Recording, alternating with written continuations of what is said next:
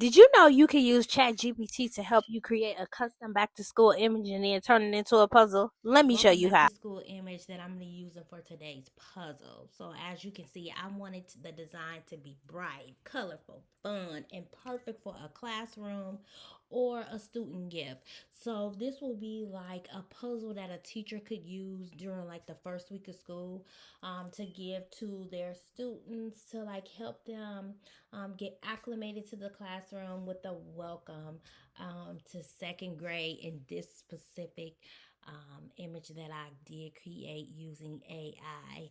So this is the sublimation blank that I'm going to be pressing the image onto. So you want to make sure the puzzle you use is specifically made for sublimation. So you do have to ensure that again it is a sublimation puzzle blank. If it is not, you will not be able to adhere your image on to the puzzle if it is not a sublimation puzzle. So you do want to make sure that it is. So to create my image, I'm going to start with using ChatGPT. So we are going to go over to ChatGPT.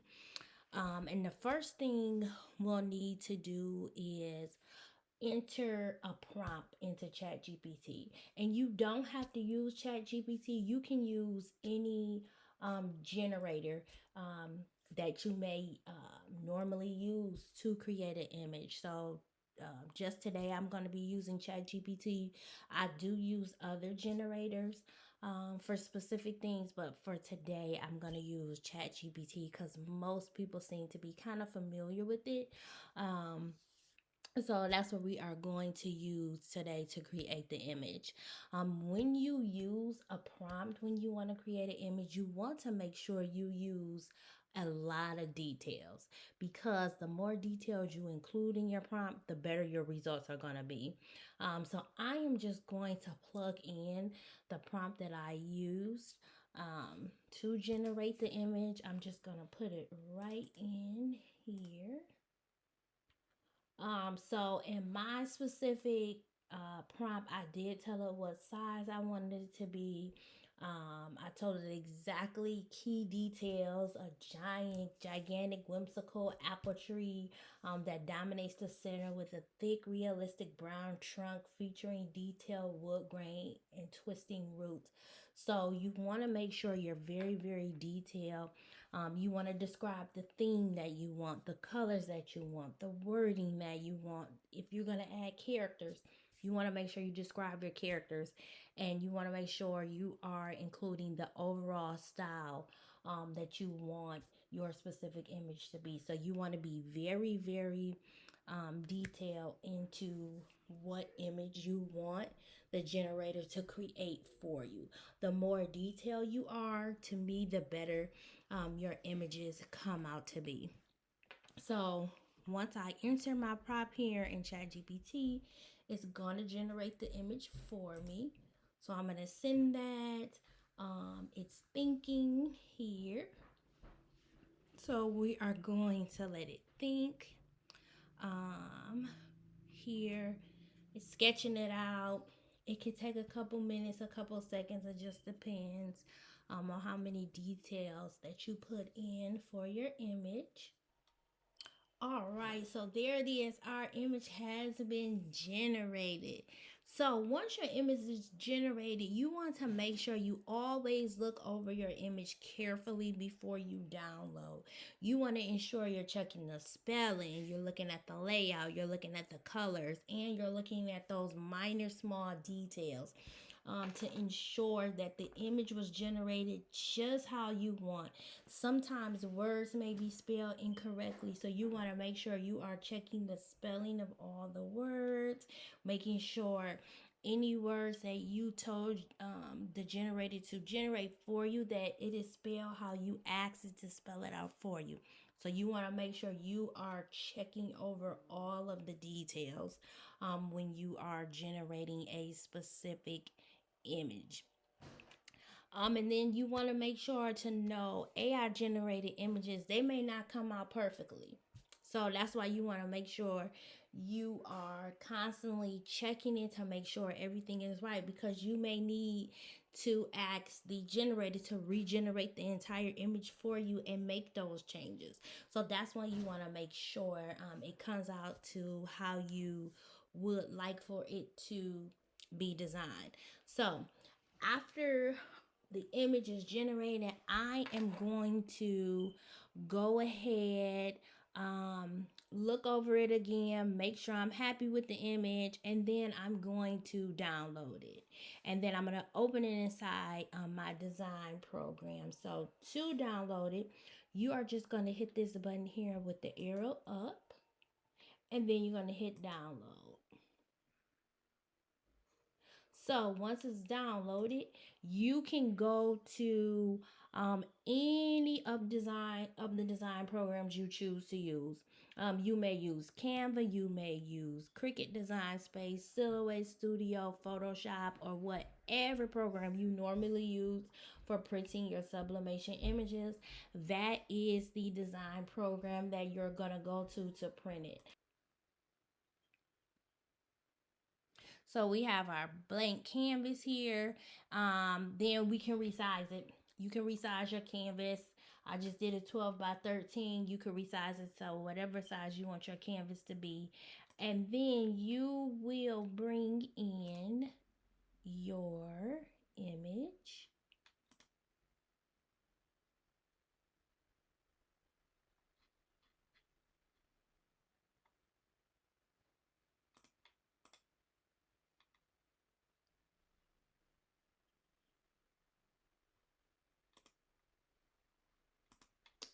Oh, not that one.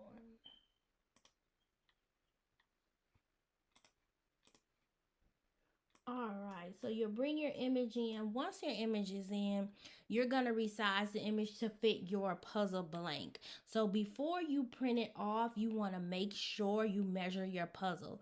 You never want to assume every puzzle blank is the same size, because the puzzle blanks all come in different sizes. So you want to make sure you measure your sublimation puzzle blank before you print your image off, to ensure you're printing your image at the correct size. And what I do as well is when I print my images off before printing, I adjust the size and I make it a little bigger than what the actual sublimation puzzle size is. And that's to ensure my images fit inside of the puzzle. So it's not too small where you have those white lines that may show up. So I do make sure when I'm printing the image, I print the image a little wider. So again, make sure you measure your puzzle before printing your image, so you can ensure your image is going to fit onto your sublimation blank. So after the image has been adjusted to the size of your puzzle, you are going to print your image off. Before your image is printed, you want to make sure you are mirroring your image before printing. Mirroring is especially important because you want to make sure your image is flipped before sublimating it. Because if you forget to mirror it, your words are going to be backwards after it has been pressed onto the puzzle. So with sublimation, when you have those words, you want to make sure that you are again mirroring your image. So from here, what I am going to do is I'm going to get my image printed off. Again, remember the mirror. So I'm going to mirror my image, get it printed off, and then we are going to prep the image and the puzzle to get ready to sublimate it. All right, so some of the supplies we're going to need is our image for the puzzle, our sublimation blank for the puzzle, heat resistant tape, and you're going to need that sublimation paper. So I'm going to be using 8.5 by 14 sublimation paper. That is what the image was printed on. All right, so we have our images all printed out, as you can see here. We're all printed out. The colors look pretty good. So now we are going to adhere the puzzle to the image.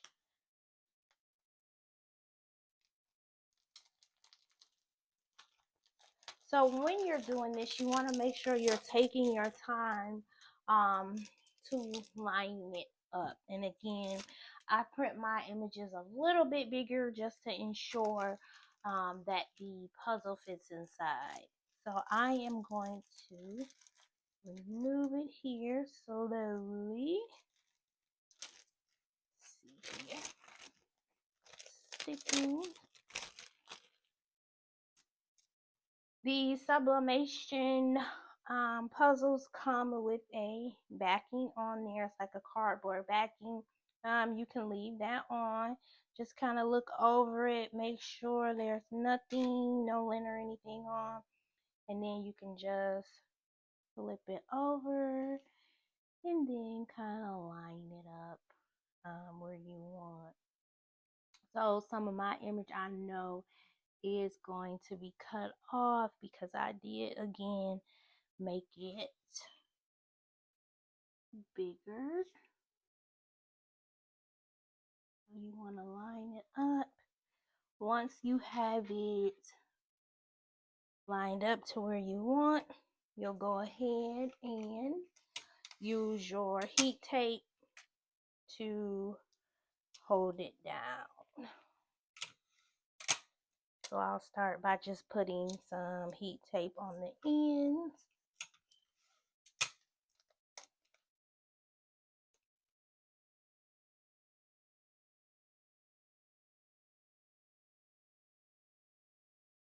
Again, make sure you're using heat resistant tape and not regular tape, because your regular tape will melt. So make sure you are using the heat resistant tape.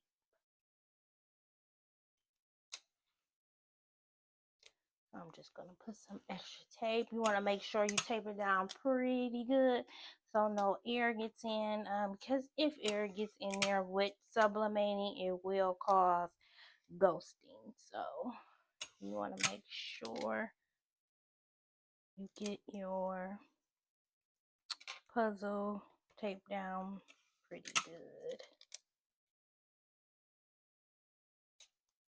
To me, the more the merrier for the tape. I'd rather have too much than not enough. So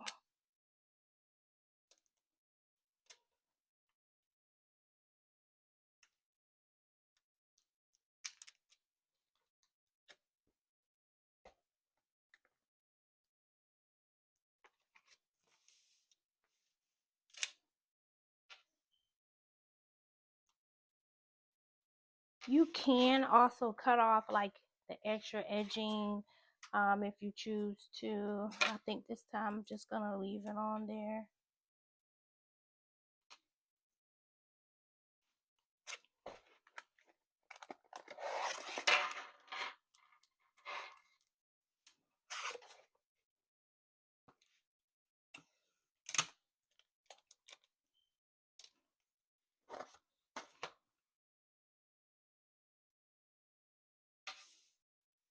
All right.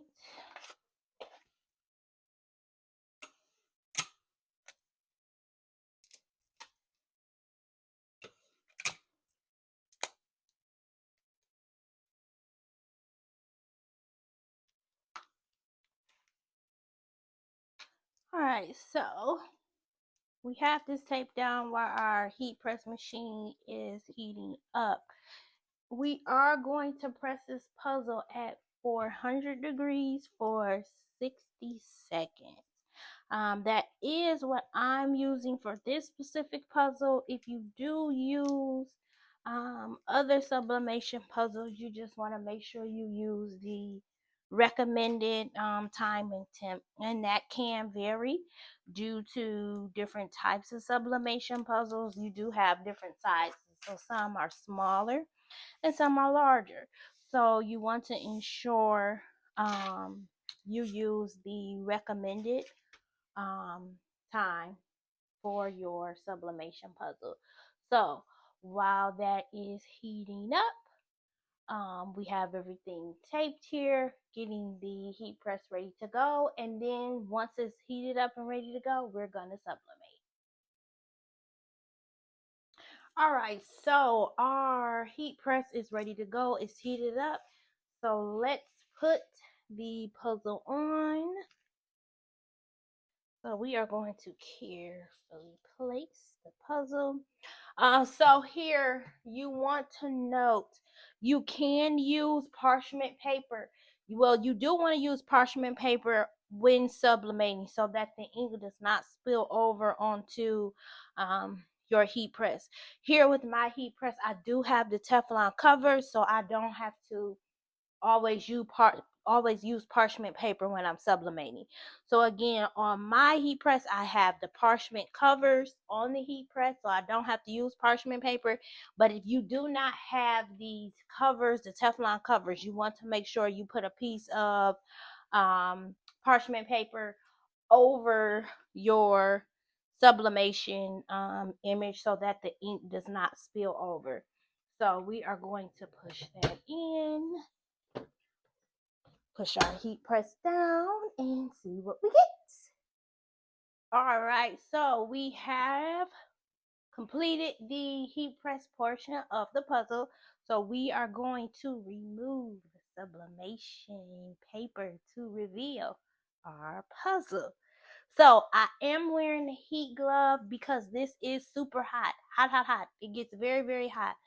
So you do want to make sure you do have heat protecting gloves on so you do not burn yourself. So I am going to remove the paper.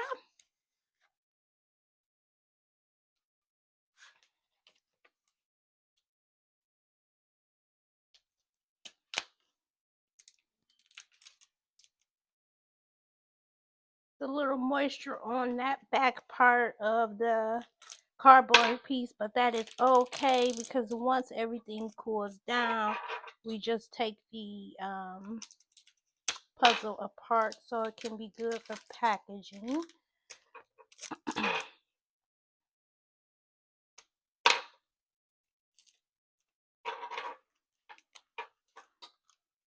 Some people choose to keep their cardboard piece. I don't. Totally up to you.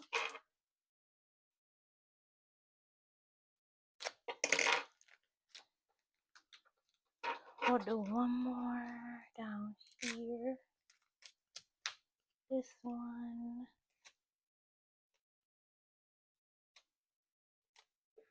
Then we're gonna flip it.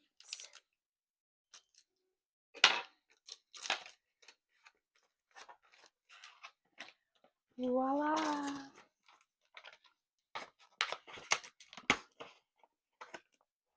Beautiful.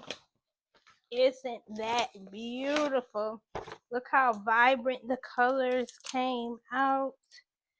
Perfecto.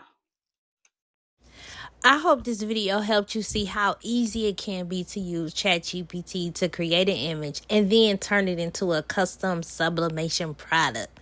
So let me know in the comments, what type of puzzle design would you create? Do you think you'll stick with back to school or maybe something different? Let me know in the comments and I would love to see what design you come up with for your puzzle.